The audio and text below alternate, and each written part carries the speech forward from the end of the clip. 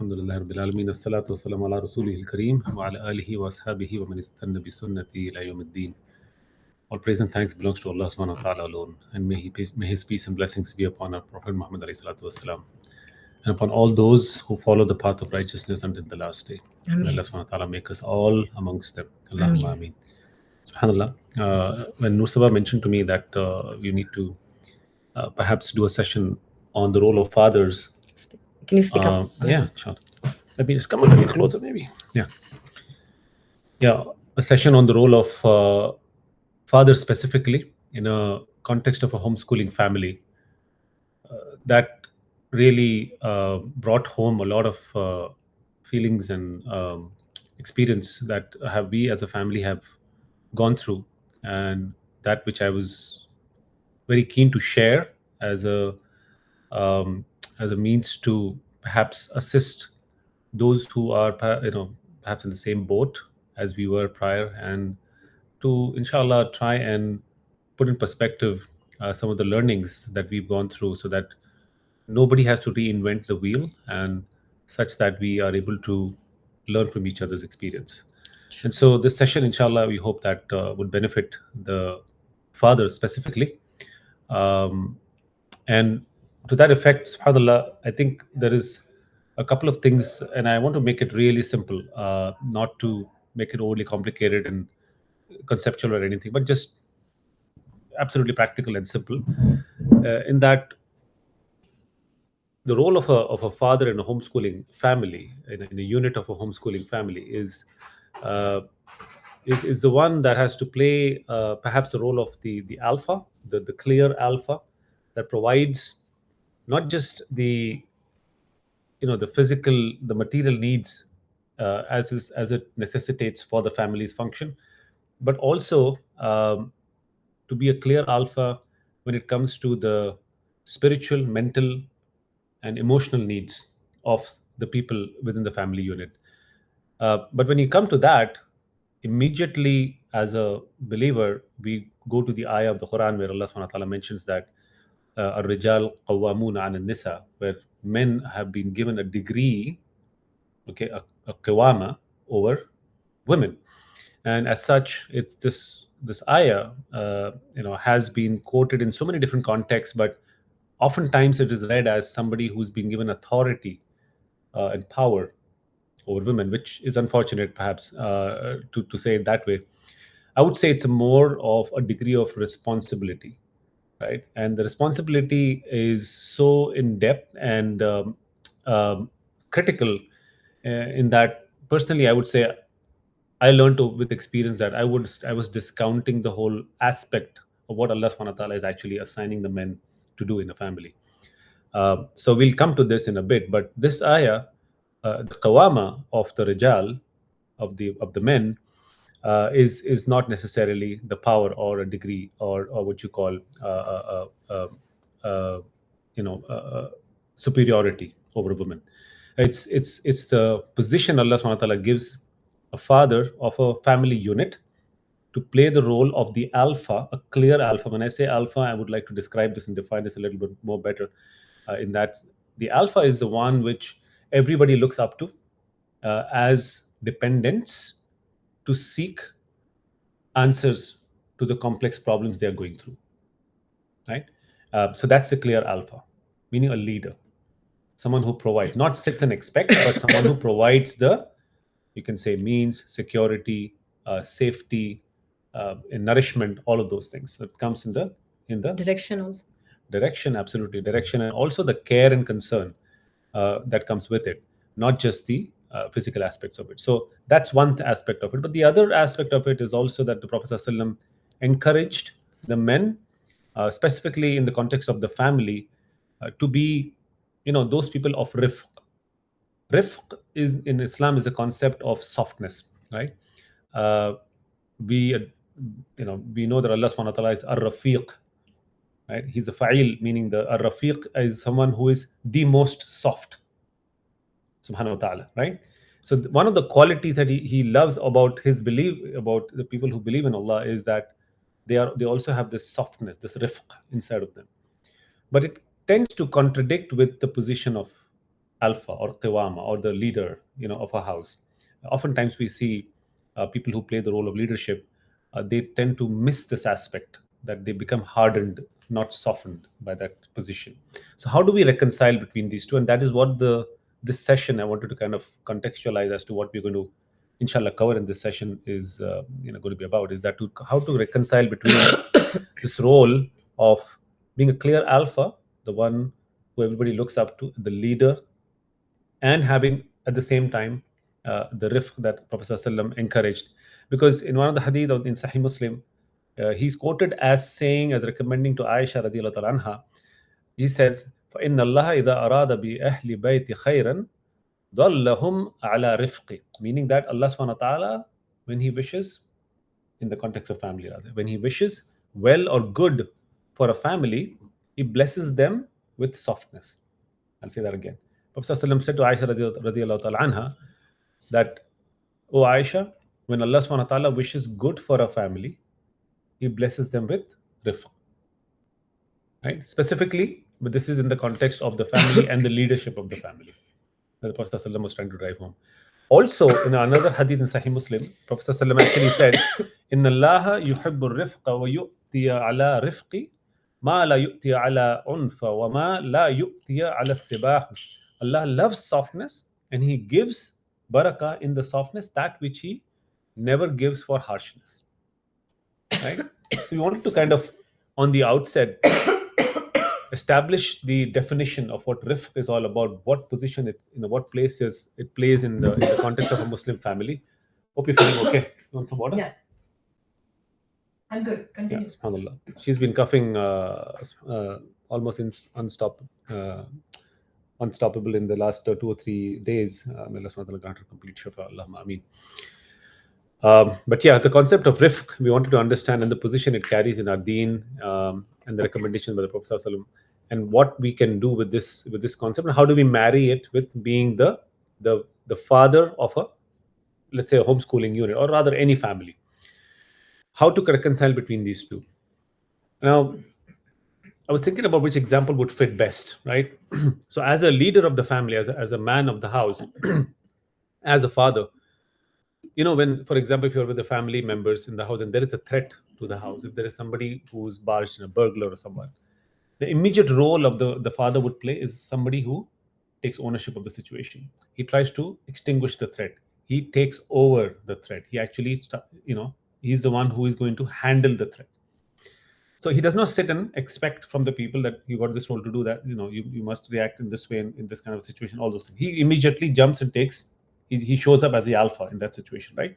Same goes for when the threat of what you call foul emotions, problems, difficulties, direction, the need for direction within a family, motivation, all of those they show up as threat to a family, and they come in different shapes and forms at different times in every.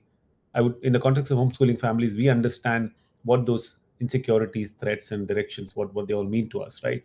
So as a parent, as a father specifically, he plays the role of taking ownership of those threats and provide a environment of safety, right?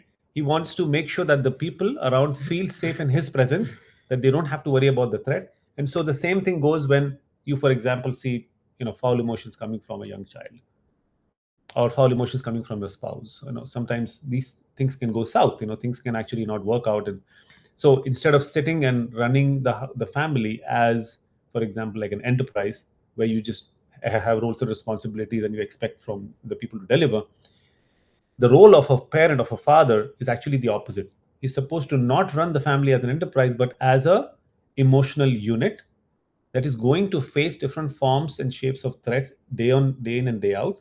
And his role is to provide the safety to quench those threats, whether it comes in the form of, in the shape of foul emotions, from coming from children or spouse or any other situation that comes within the family, and produce an environment of safety as against that, not to make it worse. Yeah. And oftentimes we see the people who, or especially the fathers who take unfortunately the role of leaders, they tend to take the family unit, like as an enterprise, that they tend to just dole out responsibilities and roles and expect as a result of that, not necessarily playing the role of the qawama, or the alpha that the family really needs, right? And that can only come if rifq becomes part of the day-to-day habit of the household, of the culture of the house, The and the softness. softness, the rifq part of it, right? Because Prophet ﷺ said, when Allah subhanahu wa ta'ala wishes good for a family, He blesses them with what? Rifq. Risk.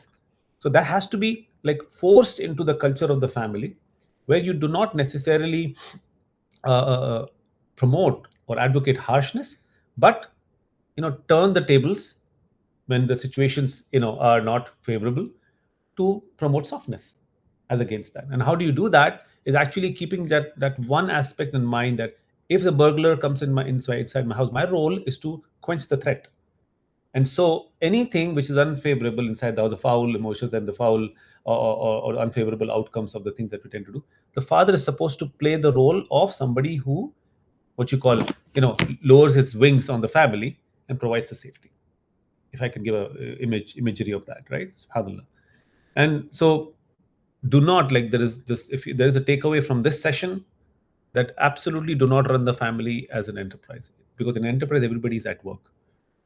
But in a family, the people need to be at rest, at play, where they are able to bring out the best from the people, like realize their full potential. They need to be in that uh, in that context, in that particular like environment, where they feel comfortable, they feel safe, they feel taken care of, they feel that they can rely. They don't have to be performing for anybody. They can rely, like they can absolutely express themselves without having any hesitation in front of the father. That there shouldn't be a second thought that, oh, what is the reaction going to be if I do this, or if, what is the outcome going to be if I do that. A lot of times that performance comes into play, where, oh, my father is not going to like this, or my husband is not going to like this. Like, I have to make things look in a certain way, because, hey, he's earning the bread and butter of the house. He's the leader of the house. He goes in the morning, comes in the evening, works so hard. So now in the evening or whatever time he's engaging, we have to produce a certain kind of a flavor to make to appease and all those things.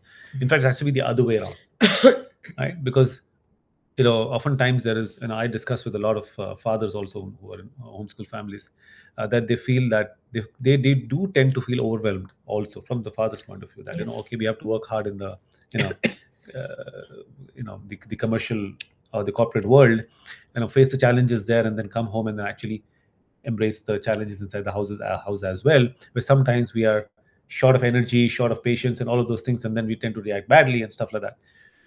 But that is the mindset of a person who feels that his main role is to just provide bread and butter, and that is really not. That's the just a physical, that mostly can be provided almost by anybody.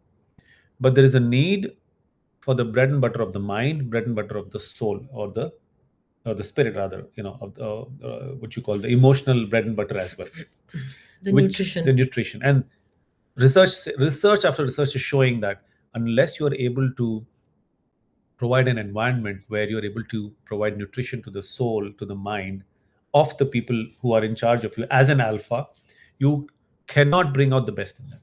Mm. You'll actually be making them show that the best is coming out of them. That'll be like a performance, but not necessarily helping them realize their full potential, right? And that is the danger that I see, subhanallah, in homeschooling families specifically, as because we're going to talk to families from that point of view as well.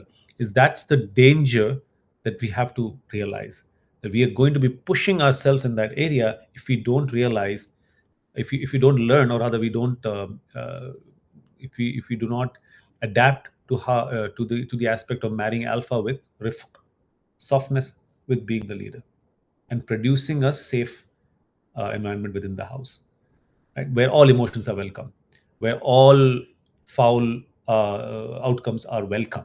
They're not unwelcome. They're not something that I don't want to hear about, or I don't want to see, or I don't want to be engaging with. I just want to see the favorable outcomes of things, right? So that all emotions are welcome, all outcomes are welcome in my eyes, in my presence. That safety is absolutely important, and that's how the alpha can be married with the rift, the softness, and inshallah produce the best outcome. And that is what the hadith of Prophet ﷺ is actually referring to. That when Allah subhanahu wa ta'ala wishes good for a family, He blesses them with rift. Softness. Now, I hope this does not confuse from the aspect of you know the day-to-day role of a man, to be the provider, to be the one who's setting the right examples, to That's be able true. to discipline when it's needed, to be able to you can just pick it up and leave it, yeah, to be able to discipline when it's needed, to be able to correct when it's required, all of those things. I hope this does not confuse into the whole app, because all of those roles still stay where they are. It's how to engage in those roles is what we are referring to. And it's by no means am I suggesting that this is going to be easy. That is not going to Yeah. be easy. In fact, it's one of the most difficult things as a man to hold back when when you see things, because you are actually engaging in the corporate world and with the people of the commercial side of things, and the flavor of those environments is that there is expectations and there is outcome, or if not, there is consequences, right? But houses and families are not run like that. Those are enterprises that are run Yeah. like that. And then we engage in those environments and come home with some of our own foul emotions and our own baggages, and then we become impatient towards the thing. So it's not going to be easy, and by no means am I suggesting that this is so easy and you just got to do it tomorrow.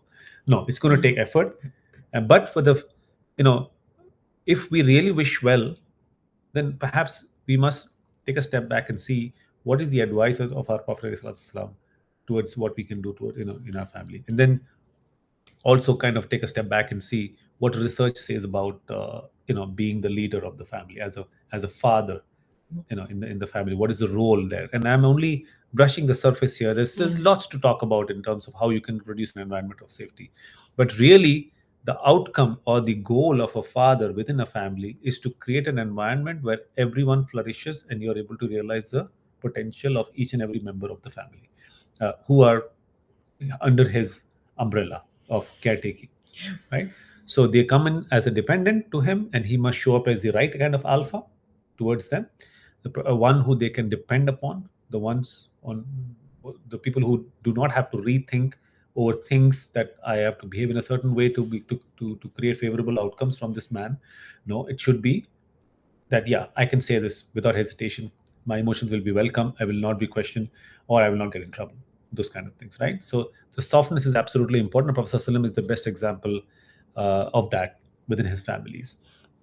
And at the same time, having the eyes and ears to realize and recognize if there are certain positions you need to take in a family. Now we're talking about, you know, The Kawama. the qawama, the role that you have to take. For example, if some things are just absolutely going southbound, right? So there is certain positions you must take to stop stop the blood from bleeding, stop the bleeding, pretty much, right? To you, those positions can be taken, but in the context of safety, right? So always, now this is, I'm pivoting into areas of discipline, by the way. So we spoke about the position, or rather the role of a father inside a family and what he can do to to marry alpha with rifq. But at the same time, when it has to, when it the position, when the time comes to play the role of the one who has to enforce discipline, always it has to be bridged by the next point of connection. Say for example, one of your children behaves in a very foul way. He says certain words that are absolutely unacceptable, and I've seen it many times in conversation with other men, that I mean, they tend to say, I can't accept those words from him, and I feel like this is an insult to me. Like, how can he speak like that to his father, or especially in teenage years Yeah. and stuff like that, right?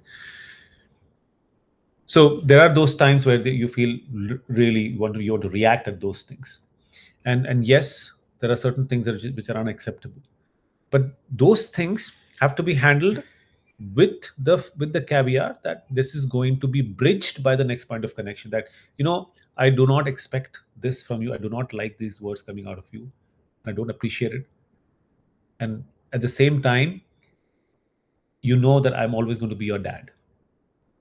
You can do nothing about that, right? Not in a negative way, but I am always going to be the one who's going to show up as someone providing the safety that you need. But I do not appreciate these words coming from your mouth, and I cannot accept it as something that my family can be okay with. At the same time, I will tell you that I'm looking forward to the next watching the next game with you. right? I'm looking forward to the next meal or the dinner. Then the next point of connection, right? This may be, you know, put into context in several situations in a day-to-day life, in day-to-day lives with the family, with the young children and the old children as well. But that discipline has to be bridged with the next point of connection, right? If I can give another example, is that anything that separates, that makes a child feel that I've done something that is going to turn my father's back on me, on my, you know, my alphas, the one who I depend upon, his back on me, it is absolutely threatening to them. It's absolutely something they were not meant to manage that. It's If we make, distressing. it's very distressing in that, and they will not show it. Their mind will become so defended against it, is that it might turn into I don't cares, and it didn't matter to me anyway. All of those things, which is actually a very harmful position for the child to take, because what the brain is learning is that yeah, I'm going to do things, and I don't have to worry about the consequences because it's too painful to look at it. So I don't have to learn from those things. I'm going to up the scale of my bad behavior. And we actually put oil in the fire by introducing more separation and saying, okay, you got to go in your room, and this is the timeout for you, or this is I'm going to not talk to you at all for whatever number of days, or I'm not going to be or rather just show your foul emotions to them and say that you have been this way and you have been that way, all of those things, right? So that separation that we create in terms of enforcing discipline, it is actually very harmful. It produces more harm. These are the techniques that we see traditionally being used, but we don't realize is that as an alpha, somebody who has that rift inside, you will always bridge the foul situation with the next point of connection, right? And handle it the way it needs to be handled. Meaning, yes, those words are not acceptable. We cannot be talking like that, and these foul words are not going to be acceptable in the family. We cannot allow this, right? But I'm not going to be severing my relationship with you just because I want to teach you a lesson. That teaching a lesson is is what has produced a lot of harm in the Problems. families since the World War II. I think you must have spoken some of these things Yeah, in yeah, your yeah, yeah. sessions there, right? Subhanallah. So So that there are is many things that yeah, are there part of we see it as a training of people, right? yeah, This idea of training people yeah. Learning is theory very, that we can teach everything to the yeah, people. It's it like mostly was taken from the industrial model where mm, people were checking the performance of the workers and trying to make it very, very efficient mm, by micromanaging everything. And what yeah, they noticed is it improves the performance, but beyond a certain point actually has a negative effect. yeah, And when you lean into the human aspect of a person, hmm, actually you bring out so much more from the person. yeah, But those the remnants of that system are there in the yeah, schooling yeah. system, it's Sure. there in the If you workplaces. if you But if read, you look at like the good, really good workplaces, they're shifting away from that because it doesn't work. Even if you look at like mm, business coaching is a great example. Business mm, coaching was like they realized that if you want people in leadership positions, you can't have that employee, almost like a clerical mm, training. reward and Yeah, consequences. reward. That's for the lowest end, Yeah, lowest level yeah, jobs, yeah. where you You reduce a you human don't being to like almost like a machine. machine. You don't But produce we don't even motivation. need that Yeah, anymore. We are yeah, not going to need those kind of professions anymore. yeah. So you want to lean on the higher level Mm. positions and like leadership positions or whatever. Yeah, I Those mean, require more of our humanity than yeah, these lower humanity level. and self Um, motivation to produce an environment where you can motivate a person to work rather than just having to yeah, make them work, right? yeah, I mean, if you read Skinner, I was basically wanted to refer to him, that he's the one who actually he formulated this whole idea of rewards and consequences, yeah. right? I mean, so if he basically said, this is what his words are, right? That he said everybody's hungry for approval and significance. Everybody's hungry for approval and significance. So make sure, he said, that you keep the kids or the people under you starving for those things. Subhanallah. If you want them to comply with what you want out of them, yeah, then you must starve them for approval and significance. Like, don't give them the entire thing, like what they see. Just keep them hungry all the time, right? This is Skinner. Yeah, these are the guys who formulated the learning theory, the theory of discipline and Yeah. rewards and consequences, right? Even like I was wanted to quote John Watson, right? He was the guy who created this whole idea of you can teach anything to a child. He wanted 100 children where you can put them in an institution, and such that he wanted to train each one of them, because he was so convinced by his theory that he could teach anything to a child if they are entrusted to him. And he wanted 100 children so that he can train them to become X, Y, and Z, because he was so sure that he could produce the outcomes His based on personal his, lab. yeah, his personal lab. And he left a family of suffering behind. I mean, the book that I don't know the name of the book yet, but the uh, his own family, there's a legacy of suffering that he left behind because of this mentality that he carried, John Watson. So, subhanallah, these things we have to learn from, right? But And this is unfortunately, so alien to our tradition. Like if you think about Prophet sallallahu alaihi wasallam, he transformed a nation. He actually raised people. He didn't build big structures or anything. He actually raised an ummah that would transform the world. Like yeah, the rapid pace at which the world changed yeah, during his lifetime and after, like he was invested in the people, he shaped the people. yeah, And subhanallah, if you alayhi look at his salatu wassalam. example, like he was the example of this idea of softness and still have that leadership. Like he, like when I remember the first time I heard of that hadith where, that Aisha radiallahu anha, she threw the plate. Hmm. Like I remember like thinking like, oh, like That's an interesting like hadith that you we should probably really talk like about. expect a stronger Reaction, reaction because hey, from, it's look at it, it's not but happening in privacy anymore, right? It's happening in front of guests, everybody, right? that So usually now, is an all the more triggering for a man's yeah, ego to react even more yeah, strongly. because Like it's a situation where now you have to save your face. sallallahu alaihi wasallam. Alayhi salatu wasalam. You have to save your face, right? And you want to be, but he took absolutely the right course of action there, where he simply said, you know, to the people who came, that your mother is upset when she threw the plate. Aisha radiallahu anha, that your mother is upset. And then he went to her and he said that now we're going to have to gift a new plate, or give a new plate, because we broke the plate that came from Hafsa radiallahu ta'ala anha. So we have to go just replace it. Simple. And he started cleaning himself the things that fell on the floor. Uh, but he was actually modeling this whole idea of that I'm not going to withdraw my invitation from you. Like, okay, you did something which is impulsive. You did not like something that took place, and you did something impulsive, and you almost insulted me in front of other people, right? Yeah. But even then, I'm not going to withdraw that invitation for you to exist in my presence. I'm not going to withdraw that. I'm going to still be the same husband that you expect me to be, right? But I'm going to deliver justice here, because you broke somebody's plate. You're going to have to get a new one.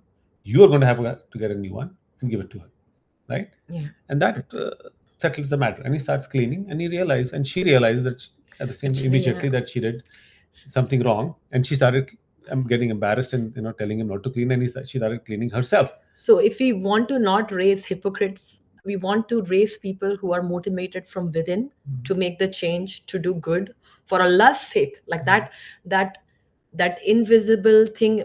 Like if you want to raise people who value what is within Mm. and remain sincere to Allah, you're going to have to help them grow from the inside out. Yeah. Like it is not going to happen if you're extracting performance from people. Yeah. That's just hypocrisy. Like, oh, in front of him I need to be like this. In front of him, like, if the kids learn or the wife learns that, oh, if he's here I need to do this and all that, that doesn't Yeah. grow people the the way it doesn't that is produce valuable. it doesn't produce real growth. It produces the growth that looks like growth, but not is not It's not real. true growth. It's not true growth. Yeah. Subhanallah. So anyway, so I think the point perhaps is well made here, that subhanallah, if we want to be to play the role of the right kind of father, or the alpha of the family, then you're going to have to marry that role of alpha with the role of being somebody with the quality of rifq, softness, and following the Prophet ﷺ by example.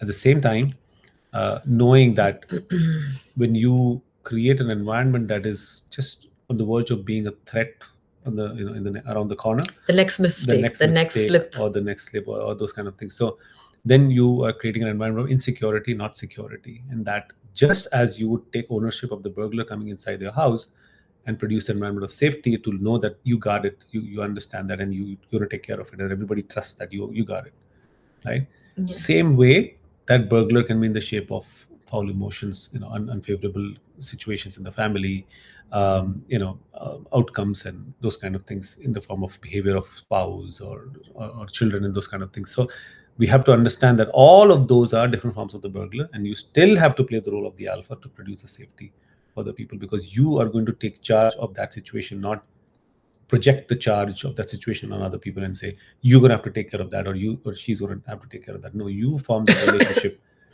Like, you do not say to a child that you got to get hold of yourself. You never say that. You don't say that you're going to have to figure out a way to handle your frustration. You're actually telling you're telling the child that you are the owner of your foul emotions, that you have to form the right relationship with them. In fact, it has to be what your relationship with those foul emotions is. That's how you show up at those times is what is going to matter. More So, responsibility is like becoming a shock absorber. And I know that this is equally true for the mom, between mom and children. She also has to be like the kind of leader yeah, who's focused and everything, but then at the same time, the soft, yeah, the one who safe. absorbs the Yeah. the shock rather than rebounds it back But then and she cannot projects. generate that kind of patience and that kind of, if she doesn't Yeah, receive it from her husband. I yeah, can that's say true. that That's true. when he's kind and he makes room for my mistakes, I it automatically makes me more forgiving, more relaxed, more easygoing with the kids, even when they're testing Safety, me. safety is a Like word. it's like it transcends. It's like the husband can set this domino, and Yeah. because if she's trying hard, and sometimes, subhanallah, there are so many times that the woman may be trying really hard, but she's not receiving this from her husband, Mm. and he's not able to provide that, and it's harder for her to sustain. And of course, we are patient with each other and we work with each other, but I mean, you would make it so much easier for her to be the kind of mother that the children need if you're able to give that to her, if you're able to Yeah. make it safe for her to make mistakes, and find that safe corner in you, Yeah. so that she can come and tell you about the mistakes she makes, or come and it's not like, oh, I can't tell him this and I can't discuss this with him. And like, she needs your support, honestly, Absolutely. like, and sometimes she just needs you to be like the listening ear. She's not really looking for solution, but she's absorbing so much from the children, from being with them all day. She needs someone to hear her, and especially as a safe place to go back to. Yeah. um No, so that. like, I remember I told you this so many times, like in the beginning of our homeschool journey, like, how I used to always say that, let me be the devil's advocate.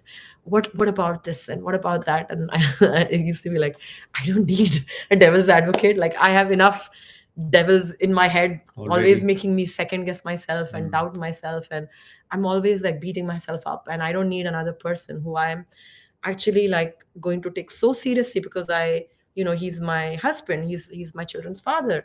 He's obviously that person is a very important person to me, right?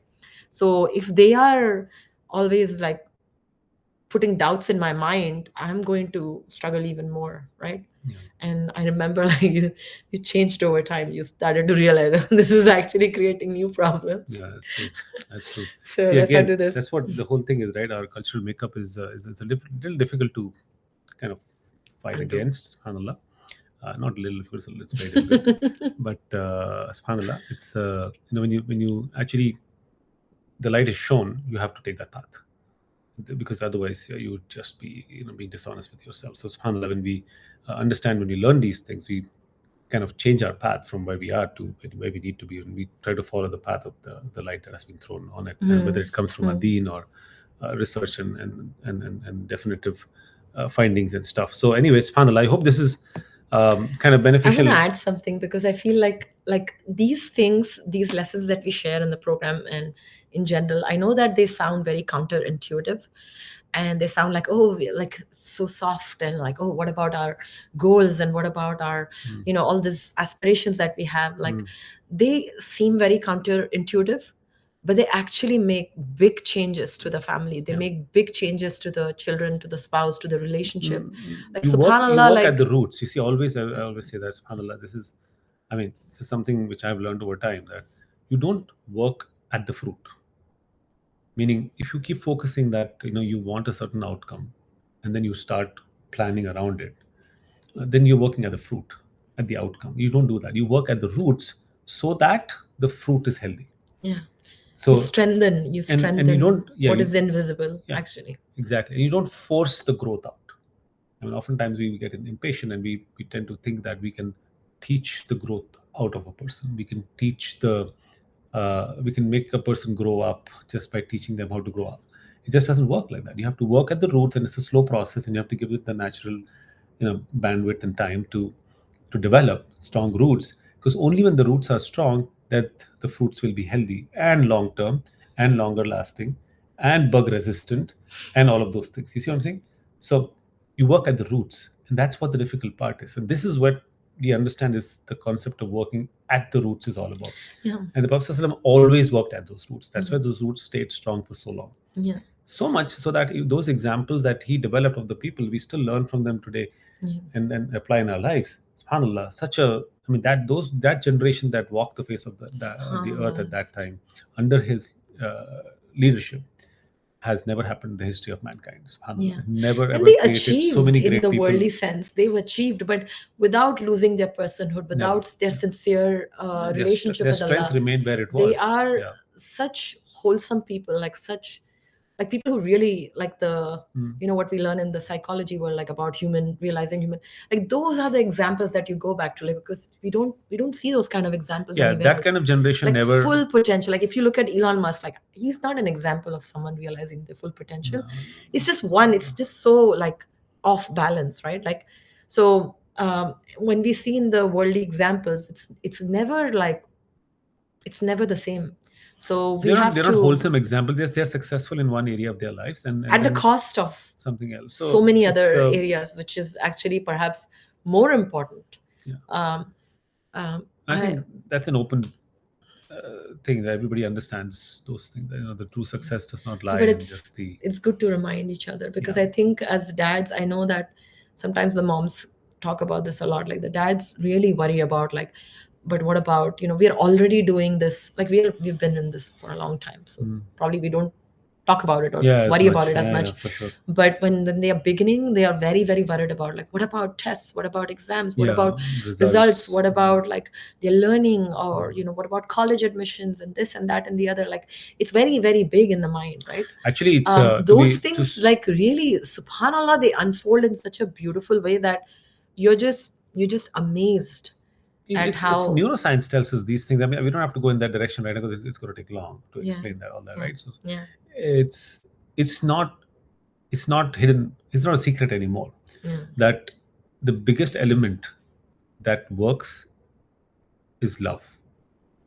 Is the invitation to exist in, like, when your eyes light up in the presence of somebody, that invitation you give to someone, that's the best way, that's perhaps the only way to bring out the full potential from the person in that context. And when I say full potential, I mean in every sense of the word. When it comes to their success in education, success in the worldly sense, the achievements, what have you. It's all of those things, because it develops the person from the roots, right? And so that's what is important to be understood, is that you work at the roots, not at the fruit, because you will get the most good looking fruit if you want to, but it won't nourish anybody. Subhanallah. You can produce that, but it won't nourish no one. And Allah knows best, subhanallah. But I hope this is beneficial and I'm sure there must be questions as a result of this, that because we've covered a few concepts around this, Yeah. and we'll be welcoming that. If anybody there are has any questions, you can unmute yourself and ask, or know in the chat. I think the sister left the call. Yeah. But we'll be here for another 4 minutes, inshallah. And we can always have questions in the community forum. Mhm.